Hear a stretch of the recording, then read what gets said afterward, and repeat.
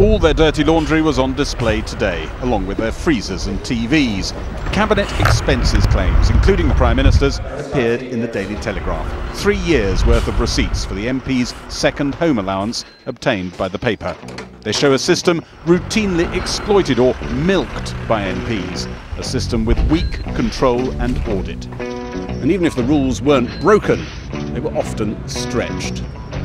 By switching which home is designated the second home, Cabinet Ministers could make sure they drew down the maximum permitted amount, now £24,000 a year, on top of their salaries. The Communities Secretary claimed for 3 different properties in 1 year. It meant Hazel Blears could claim for an £850 TV for one house in March 2004, and within a few months claim £913 for another TV in a different property.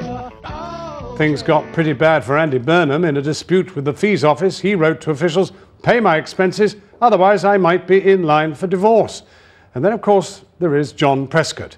He had mock Tudor beams attached to the front of his house and claimed the maximum possible amount for food, £4,800 a year, and 2 loo seats. Welcome to your new home and your other new home and yes, another new home. It could be a card manufacturer's dream cornering the MPs Expenses market. At the heart of the concerns over MPs expenses is the additional costs allowance. This is what defines an MP's main home and their second home, and how much the taxpayer should contribute towards all this. And the crux of today's revelations is that some cabinet ministers appear to be regularly redefining what is their main home and their second home, which has the added benefit of allowing them to claim maximum expenses. According to reports, Hazel Blears, the Communities Secretary, used the rules to claim for 3 properties in a single year.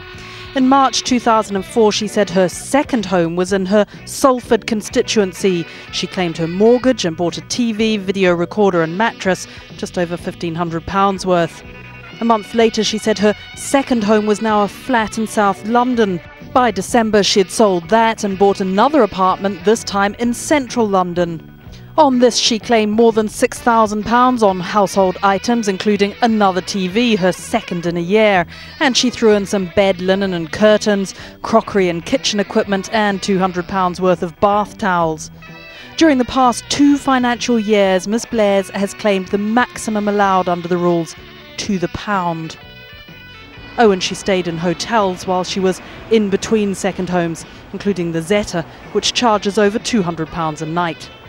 Clearly, all of my claims are entirely in accordance with the rules as they are, and I just want to make it clear that I've only ever had one small, 1-bedroom flat at any time in London. I live here in Salford, and obviously to be a Member of Parliament, I have to have somewhere to live in London, so thank you. Claims should be above reproach and must reflect actual usage of resources being claimed. I mean, both those are breached with regularity. Let's talk about beyond reproach. I mean, your colleague Hazel Blears stayed in the Zeta Hotel, £211 a night, voted one of the 50 coolest hotels in Britain. It's in Clerkenwell, nowhere near the Commons. What justifies that? That's not beyond reproach, is it?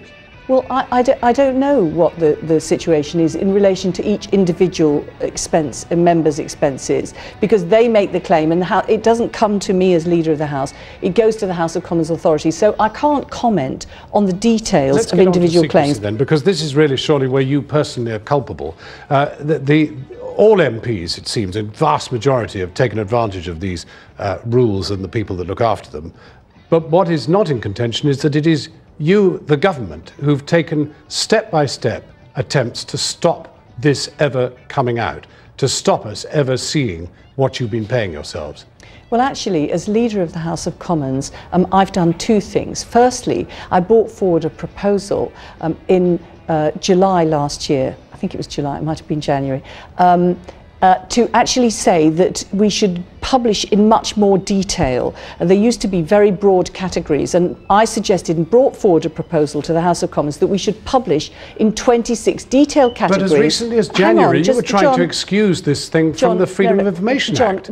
But the fact of the matter is that this was designed to cover up the abuses of the second home system. It has to be accepted that that's the case. And as recently as January, you were trying to stop the Freedom of Information Act applying to these measures. And that clearly is totally unacceptable, as both other political parties have accepted.